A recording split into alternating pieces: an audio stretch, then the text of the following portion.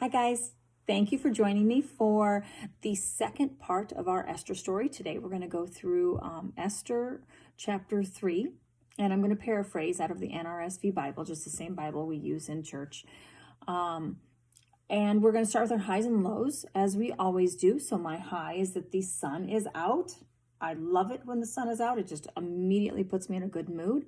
And my low is for those individuals who are feeling very housebound and depressed and anxious and upset. My prayers are with you, and I really hope that God is able to give you comfort and help you through this difficult time. So let's start with our story. So my story here starts with three characters that if you missed last time, I'm going to give you a little brush up on. So Esther started as an orphan, and her cousin Mordecai adopted her and raised her as his own. And a king who was looking for a new queen called her and many other young women to the palace, and he chose Esther to be his queen.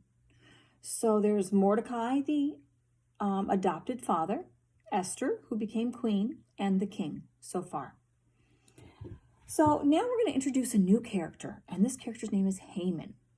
And Haman was promoted to being one of the most powerful assistants to the king. He was so powerful, the king gave him his signet ring. Now, basically what this meant is that any law written with the stamp of this ring could not be undone. It was law forever because the king said so. Very powerful man, very powerful king. And he gave this very powerful item to Haman. And he told everybody in the kingdom and all the people at the gate of the palace that they had to bow to Haman. Haman liked it when people bowed. And he was coming back one day to the palace. He noticed that everybody bowed except Mordecai. Now, Mordecai was Jewish, and his adopted daughter, or his cousin, who he adopted as his own, Queen Esther, was also Jewish. And they were taught that you don't bow to people, you only worship God. You don't bow to people and worship people. That's not right. You worship God. So when Mordecai didn't bow, Haman was very upset. He did not like it at all. But he felt it was beneath him to just go after Mordecai. So he decided he was going to go after everybody who is Jewish. Now keep in mind, no one knows that Queen Esther is Jewish or that she's related to Mordecai. So Mordecai goes to the king and he says to him, "There is a certain people scattered and separated among the peoples in all the provinces of your kingdom. Their laws are different from those of every other people, and they do not keep the king's laws. So it is not appropriate for the king to tolerate these people." So the king says, all right, that's fine. He completely trusts Haman. He's one of his top officials. And Haman writes this order that says he gives orders to destroy, to kill, and to annihilate all Jews, young and old, women and children, in one day. And that would be on the 13th day of the 12th month. And the king's signet ring is used to seal this law, which means it can't be taken away. Oh my.